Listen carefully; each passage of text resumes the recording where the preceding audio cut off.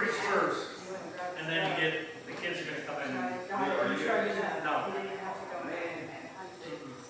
I am not. No, not today. All right. So, we coordinate all that well, and BBS Day is kind of, we're not the most, well planned out church when it comes to these things. We are continuing through Genesis today, and we're in Genesis 34, if you want to turn there. And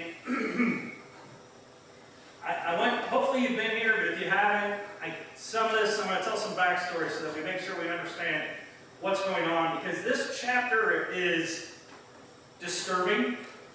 This chapter is argued about. This chapter, there's a lot going on in this chapter that's a little off.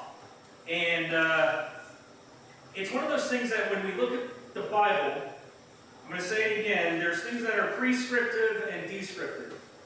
Meaning some things are prescribed, this is how we should be. And some things are described, meaning this is what happened. Some people go back to this chapter, and they go to this chapter and they say, well, this is how God is.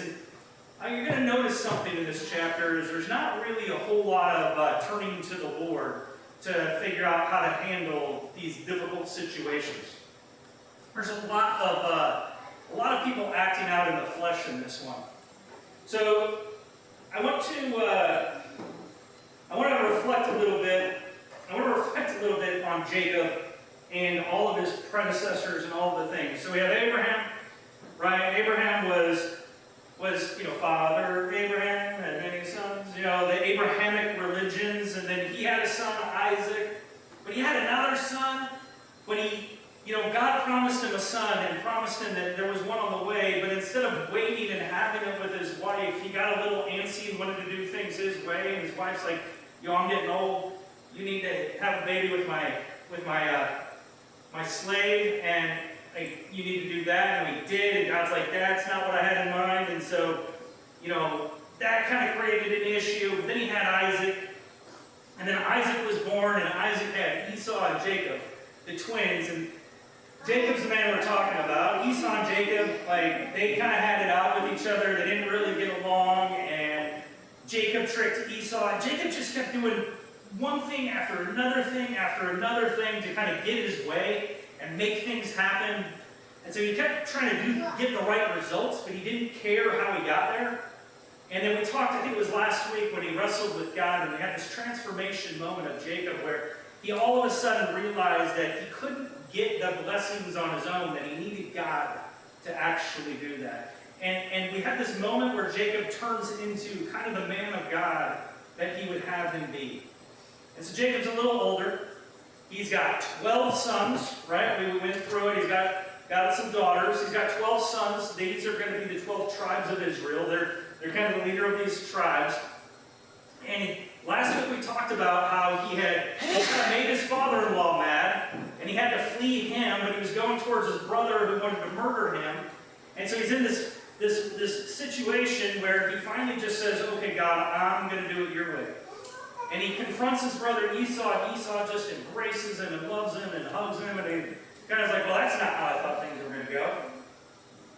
And then, we didn't really talk a lot about it last week, but we look at the end of 33, it says, Esau is like, hey, come with me. And for whatever reason, Jacob decides he doesn't want to go home with Esau and his father and all of the land. He decides he wants to do things on his own. And it says, we're going to go 16. It says, so Esau returned that day on his way to Seir. But Jacob journeyed to Succoth and built himself a house and made booths for his livestock. Therefore, the name of the place is called Succoth. And Jacob came safely to the city of Shechem, which is in the land of Canaan, on his way from Padan Aram. And he camped before the city. And from the sons of Hamor, Shechem's father, he bought for 100 pieces of money the piece of land on which he had pitched his tent. There he erected an altar and called it El Elohe Israel. And so they come to the city of Shechem, and Haram is the guy who owns Haram, is the guy who owns all this land, and he's got a son named Shechem. So this guy's got so much money, he's got a city that he named after his son. So Ham is a guy, he's kind of a powerful dude. Shechem is the prince. He's kind of a powerful guy. And we have, instead of going home and being with his community and with his family and being in the safety of those who love him, he decides, I'm going to do my own thing over here. You know, we can talk, we can be around each other, but I'm going to be over here. And he ends up in Shechem. And he takes his family there. And he even buys some land. And he says, this is where I'm going to set up shop. But it's in the land of Canaan. So he's around, surrounded by a bunch of Canaanites, people who don't love the Lord. They just do what their own thing. And he's there. And this is where kind of we pick up in chapter 34. I'm going to warn you. There's some disturbing things in chapter 34. And the way it all kind of all happens, it's nothing in this, like, again, we have a lot of crazy accounts in the Bible. And this particular chapter is written in such a way that you can't tell if the author is like on the side of these guys or he's just describing the events that happen. And we get to see the humanity, the real humanity of the men and women involved in these biblical accounts. We get to see who they really were. And if we look at Jacob's past, Jacob spent his whole life trying to get over on people, and his whole name means heel catcher, where he's like tripping somebody up to get his way, to get ahead. We got to see a whole life where he's doing that. And then he has this moment, he's like, no, I'm going to do it God's way, I'm done. I'm done doing it my way, I'm on this path, and here he is. But he's got these sons. Did your parents ever say to you, I hope you have a kid just like you? Did they ever say that because you were just so wonderful? That they were like, you're such a wonderful son. I hope you have sons who are just as wonderful as you. Mine happen to be, you're a pain in my butt, and I hope that you have children who are also a pain in yours. I'm not supposed to say butt from the pulpit, but since I'm standing down here, we're all good, right? But that's the reality. So Jacob has these 12 sons. I mean, odds are some of them are going to kind of be like him. But now let's talk about what happens. Let's talk about what kind of begins this whole saga, and it's sad. So let's read 34, 1 through 4. Now Dinah, the daughter of Leah, whom she had borne to Jacob, went out to see the woman of the land. And when Shechem, the son of Hamor the Hivite, the prince of the land, saw her, he seized her and lay with her and humiliated her. And his soul was drawn to Dinah, the daughter of Jacob. He loved the young woman and spoke tenderly to her. So Shechem spoke to his father Hamor, saying, get me this girl for my wife. And think about this. It's just crazy to me. Shechem is one of these little rich kids who's got some power and thinks he can just do what he wants, takes what he wants, and everybody and everyone around him is just going to fall in line. I mean, Hamor is his dad. He's got a city named after him. He's a prince. This guy is like, he's wealthy, he's powerful, and I mean, they are a powerful family. We all know what happens when you cross a powerful family. They have the means to destroy you. And so Shechem sees Dinah, who is obviously, I mean, let's just be honest, this whole line of women, they're all described as absolute knockouts, right? They're very attractive in nature. And so this powerful rich kid sees her and just can't help himself, apparently. And he takes her. She wasn't down. She wasn't on board. I'm trying to be careful with my words since we have little ones, just so we understand. She wasn't on board. Now I'm a dad. If you're a dad, then you raise your hand. What would go through your soul if this was your daughter? Right? Like, oh, I got this. I got this. And if we were to act immediately in the flesh, I would burn a city to the ground. Like, my flesh would yell and call out that I will destroy everything that there ever was because you hurt my daughter. But we're dealing with Jacob. We're not just talking about the old Jacob. We're not talking about the reformed Jacob. And remember, Jacob is no slouch. Jacob's kind of a beast of a man. I mean, Jacob is strong. He's stronger than other men. Jacob's now, he's got a little bit of wealth, but he doesn't have Harem and Shechem wealth. He had to buy land from them for them to allow him to stay. And now he's sitting here, and his daughter comes home, and she tells him what happens. And this man, this man who loves the Lord, but also is a capable human being, loves the Lord, his daughter comes in, and he's stuck. He doesn't know what to do. And so it continues. It's in verse 5. And I'm going to read through 12. It says, "Now Jacob heard that he had defiled his daughter Dinah, but his sons were with his livestock in the field. So Jacob held his peace until they came. And Hamor, the father of Shechem, went out to Jacob to speak with him. The sons of Jacob had come in from the field as soon as they had heard of it, and the men were indignant and very angry, because he had done an outrageous thing in Israel by lying with Jacob's daughter. For such a thing must not be done. But Hamor spoke with them, saying, 'The soul of my son Shechem longs for your daughter. Please give her to him to be his wife. Make marriages with us.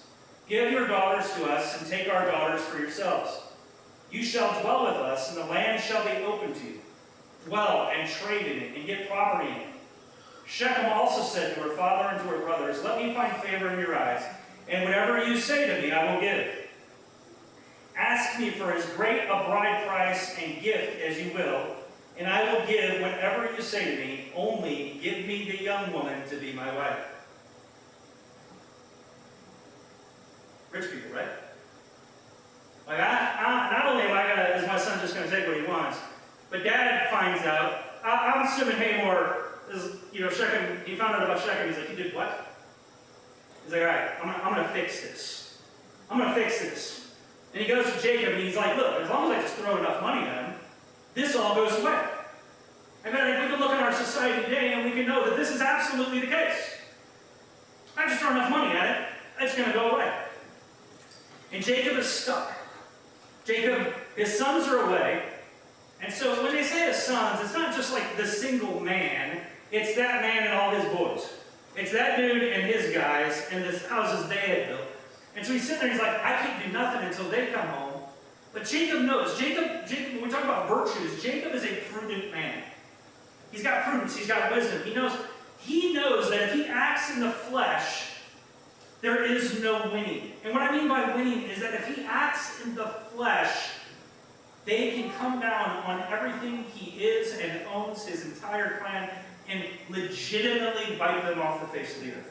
They're Canaanites. They're about war. This is the culture in which they are. He knows that if he really does what he wants to do as a father, that not only will he not get the justice in which he seeks, he will lose everyone and everything that has ever been dear to him, and they can wipe him off the face of the earth. So as a dad, as this patriarch of the family, he is in this quandary. His daughter has been defiled by the most powerful family in all. And it's not like today's society where they just ruin you financially. That's just a biblical society, biblical justice. This is where they wipe you off the face of the earth. There is no bloodline left. And so as a father, he's got to be going, "What in the world can I do?" And as a dad, I'm sitting here and I'm reading this and I'm preparing for this, and I'm just like, oh my gosh. So his sons come in. And these are grown men. I mean, these boys they're grown men. And they're Jacob's sons. Apples, trees. I mean, these guys are going to hear this, and they're going to get riled up, and they're going to be ready to go. And they are angry. Haram and Shechem, they're just like, look, to make this right. So let me tell you what they're proposing. Like, look, you came here, you sojourned here, you're an outsider.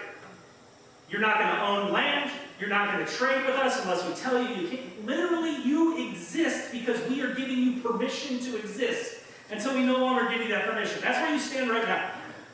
But if you let Shechem marry your daughter, if you let Dinah marry Shechem, I mean, he loves her. It never tells us what Dinah wants, and it doesn't matter. It's not the point.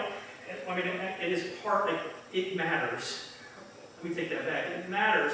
But the reality is it doesn't matter in the essence that if Jacob stands up against them, again, they're going to wipe off the face of the earth. Like, so Jacob is sitting there, he's like, look, if you let Shechem marry Dinah, your entire clan, your entire family, all 12 of your sons and their households, we will integrate them into our society. They can become wealthy. They can trade. They can have families. They can marry our wives. I mean, we will be fully integrated. No longer do you exist because I say you can. You are now a part of all of it. You're brought into the fold. Look at all the wealth that you might have. Times have not changed. And when we can look at some of the stuff that's been going on in the files that are out throughout our, like the big controversy of the files, and we know people are getting paid off and brought into given jobs and things just to keep their mouths shut. This pull is a powerful thing. And Jacob doesn't want, there's no part of Jacob that's like, yeah, this is a good idea, but there's no justice to be had. There's nothing he can do. But his sons are like, I got this. If you're a dad and you're standing there and you're contemplating this, the sons of Jacob answered Shechem and his father Hamor. So like Jacob's standing there and Jacob's sons come up and like, bro, Dad, we got this. Now, I think my dad might allow me to be like, let me handle this. But Jacob should know his sons well enough to know which sons should be able to handle it and which ones should not. And so he says, the sons of Jacob answered Shechem. You guys ready for this? If you know what happens, now I can ask you to raise your hand. But don't read ahead. Listen. I mean, this is the story. I love telling stories. This is a good one. Okay, hold on. Before I go. The flesh side of me is like, yeah! The spiritual side of me is like, what are you doing? It's this tug between the flesh and the spirit. Again, this is not one of those things where God is saying, okay, your daughter is defiled, therefore get yourself in their society, take their money, and let it go. That's not God. Nowhere is it said that God wants any of this. It's just telling us what happened. Here we go. The sons of Jacob answered Shechem and his father Hamor deceitfully, because they had defiled their sister Dinah. They said to them, we cannot do this thing. To give our sister to one who is uncircumcised, for that would be a disgrace to us. I mean, his ancestors, the circumcision, this was the mark of the Lord. Only on this condition will we agree with you, that you will become as we are, by every male among you being circumcised. Then we will give our daughters to you, and we will take your daughters to ourselves, and we will dwell with you and become one people.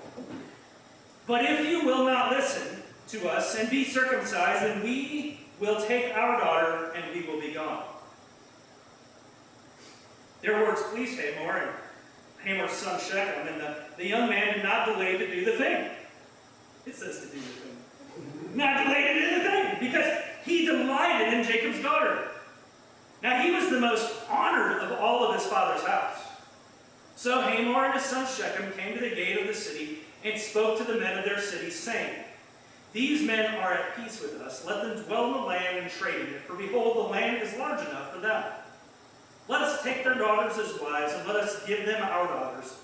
Only on this condition will the men agree to dwell with us, to become one people.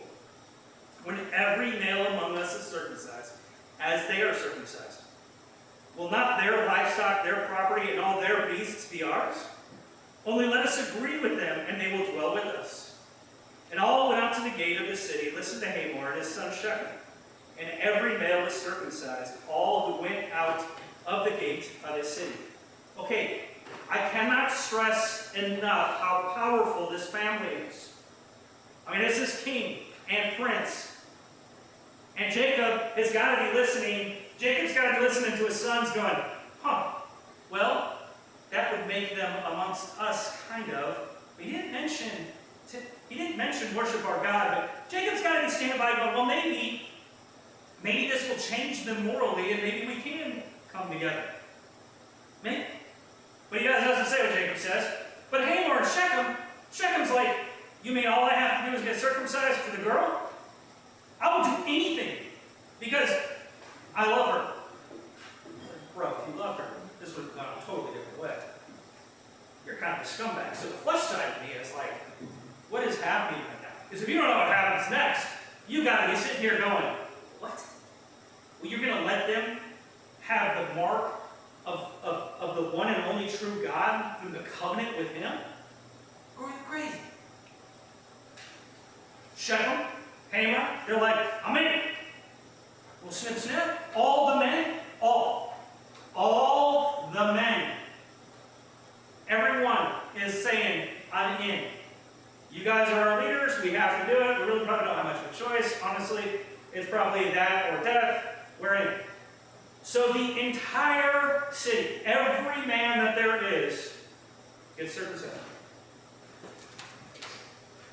All right, verse 25. On the third day.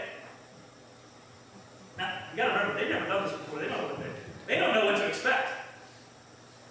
They don't have a bunch of people getting circumcised. They have no idea what to expect happens after this.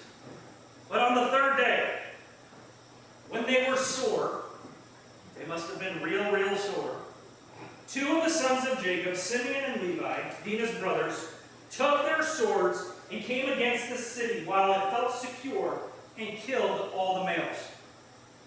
Now, Simeon and Levi, it's not just two dudes. Again, it's them and their guys. It's like their households. They killed every male in the city. Waited till the third day. They're too sore to fight. They can't really stand up. They can't walk. They're dead. They killed Hamor and his son Shechem with the sword and took Dinah out of Shechem's house and went away. The sons of Jacob came upon the slain and plundered the city because they had defiled their sister. They took their flocks and their herds, their donkeys, and whatever was in the city and in the field. All their wealth, all their little ones, and their wives, all that was in the house they captured and plundered.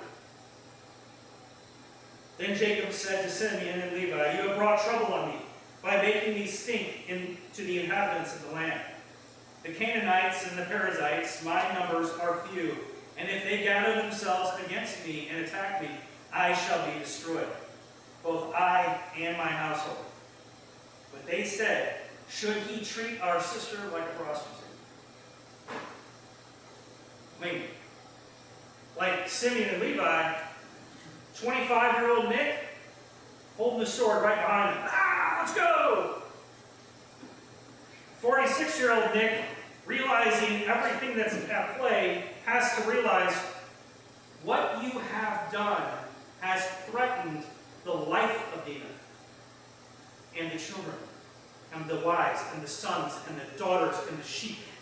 What you have done has put us all at risk. Nowhere in that chapter did it say, the Lord said, I went to the Lord, I prayed to the Lord, I sought the Lord's counsel. Everything in this chapter is the flesh. And so we have justice. These guys just want justice. They crave justice. They want retribution. They want vengeance, which is good. They want vengeance for what they had done to their sister. And yet they knew that on this planet, in this life, there is no vengeance to be had at this moment because he was so small and weak compared. They just took everything they had, and Jacob is still like, look, if the Canaanites come against us, we're dead. We still can't. We still can't defend this. Jacob is not sitting there and saying, like, look, I'm happy with what happened to my daughter and I'm okay with it. He's saying that I love my daughter enough that I'm going to help her through this catastrophe, but I'm also going to protect her life. I don't want her to die because of this, because I wanted to go fly off the handle. Jacob's trying to act with prudence. His sons are acting in a manner which is short-sighted and purely acting out of anger. Was it smart? I mean, yeah. I feel like you think about it, like, suckers. I don't know, it keeps happening. God, like, we keep reading scripture about, like, somebody does something a little immoral in that way, and that's what comes and bites them back a little later. That's what kind of becomes their downfall. Was it smart? It was smart. I mean, yeah, they conquered the entire city and the entire army. Yeah, it was smart. In a sense, like, tactically speaking. But is that what God would want us to do? God would not want us to erase an entire culture because we are angry about one person. Now, but you say, but there are other stories when entire cultures were erased, but that was in the direction of God. When God wants justice and exacts justice, He is a just God. That is the right thing. But when we look at what He does and we say, well, you know what? This could work. We try to do things our own way in our flesh. And in the moment, it may make us feel really good. And we may have all the wealth and all the riches and all the things because of what we had done. But the reality is, this is not how God would want us to behave. This is not what justice looks like. Justice does not look like destroying an entire city because of what one man did. But one man should be brought to justice. Prudence, the virtue of prudence is being displayed here. In that we have Jacob who's taking it into consideration that literally there's nothing he can do at this moment. I mean, Jacob, let's remember who Jacob is. Jacob worked for 14 years just so he could marry the love of his life. When you want to talk about a dude that will wait, tactical patience, you want to talk about a man that maybe someday will exact this justice that needs to be had, this is the man that would do that. But his sons who are impatient and want to act out of anger and let this emotion of anger rule them, those men put everything at risk. But they said, what, are we supposed to just let them treat her poorly? Well, the answer to your question is you want our entire family to be slaughtered? Well, you proved your point, bucko. And so we look at our lives and we look at, hey, I don't know, I was never a woman. But I know as a man, this idea of respect is important. And I know as a man that this idea of you will not offend me, you will not come against me, I will knock you out if you say one wrong thing. This idea of it's mine, I'm a man, this is my family, you better recognize who do you think you are. Somebody brought that one to my attention yesterday that they say that, and I was like, I might say that a little more often than I should. There's an element of me that I'm all about. I'm a man. But there's a level of prudence in which we should live our lives. God has called us to not be ruled by the emotion of anger and this idea of vengeance. He wants us to live a life of prudence and act accordingly.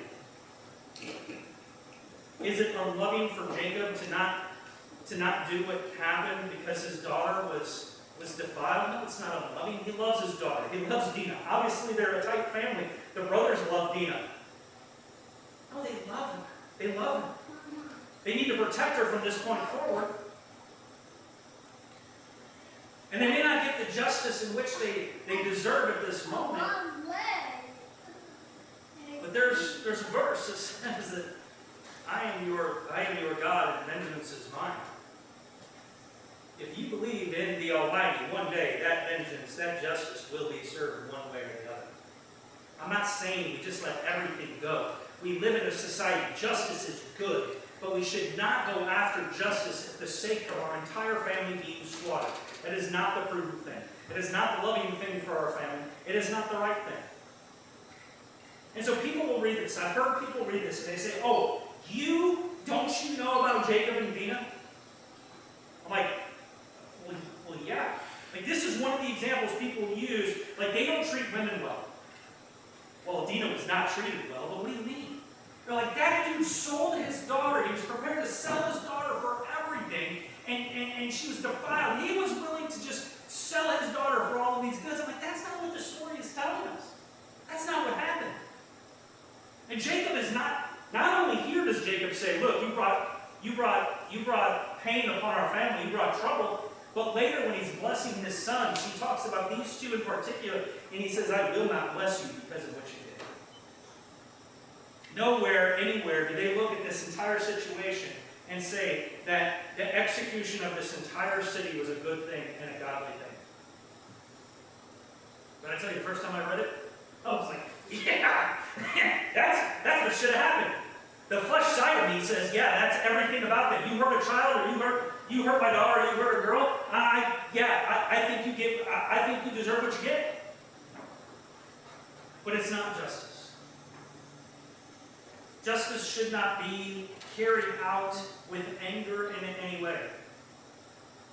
And so we as men and women, when we lead our homes well, when Jacob is leading his home well with his sons and his daughters, when we lead our homes well, justice is a very important thing.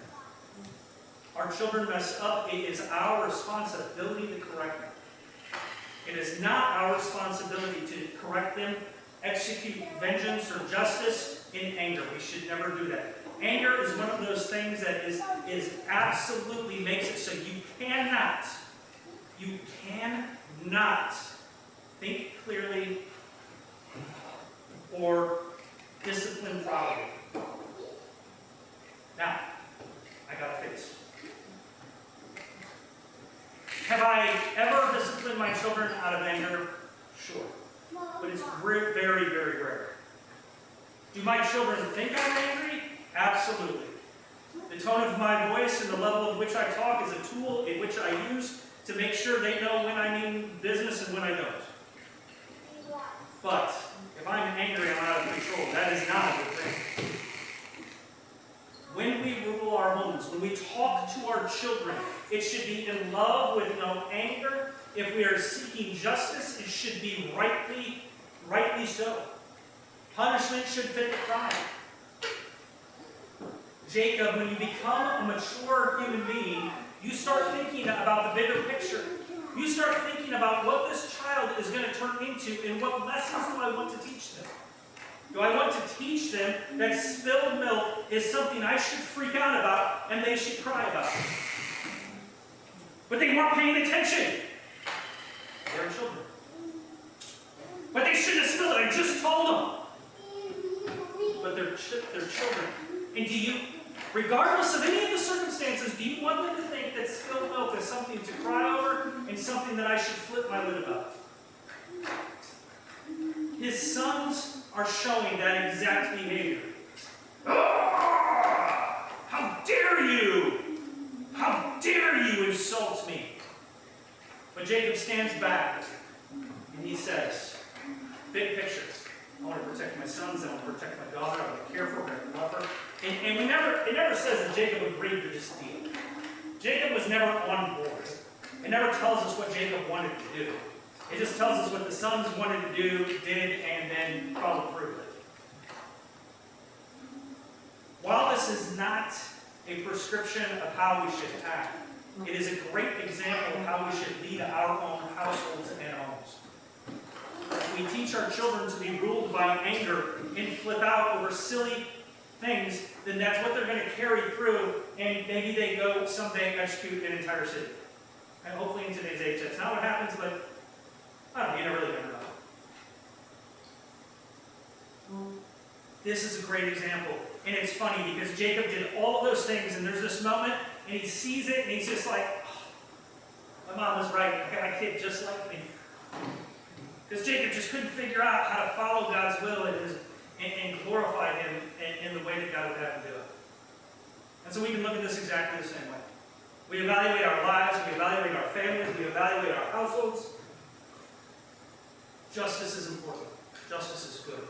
Love is important. Love is good. Prudence is important, and prudence is good. And as we mature and lead, we have to understand that we need to look at the bigger picture and who is this child going to grow into? And how is this interaction going to feed into them growing into that human being? How are we going to spend our time with them? Are we going to spend our time angry and mad and always upset about the thing that happened and what happened next? You don't know what they did, and you don't know how I feel, you don't know, or are we going to honor and thank and glorify God for everything that He has blessed us with? This is what the kids are learning this week. The kids are going through Psalm 23, and it says, oh, though I walk through the valley of the shadow of death, I will fear no evil. For you are with me, your rod and your staff, they comfort me. I say, look, no matter how bad things are, I'm going to trust in God. He's got the rod and the staff. I'm going to trust in Him. And it talks about the good things, and so when I talk to kids this week, I'm like, what are your blessings in your life? When they went through them, they had no problem. Well, I got puppies, and I got my family. First off, all these children love their families, just so you know. I got puppies, I got my family, we got food, we got toys, and I'm like, yeah, these are some amazing things. Why do you get so upset about the one thing you don't have? Why do you live in that anger? Why do you focus on the wrong things? So I'm going to try to bring VBS together with this sermon so that you can look at the way these boys are, I guess they're men, the way these men are living their lives. They're ruled by anger, and that is how they're living their lives out. God doesn't want that. He doesn't ask for that. That is not the men and women He has called us to be. That's not the way we're supposed to raise our children to be. Because if we do, that apple will not fall far from the tree. This continues, and it just continues to go. It's not next week, but soon we're getting into Joseph, and we're going to just see how these interactions amongst these family members and these societies and these cultures, kind of like how it all plays out. But today, as you watch this next skit that the kids are going to show you what they learned, but then we're going to see the final act in our play for the kids. As you watch that, they have spent their entire week knowing that the Lord is their shepherd and He has their back in every situation. I've read Psalm 23 no less than 100 times.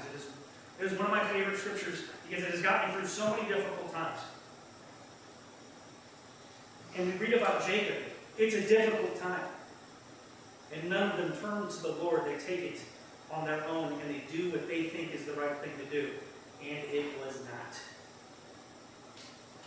But as we've learned, God uses flawed people in flawed situations, and He will do great things.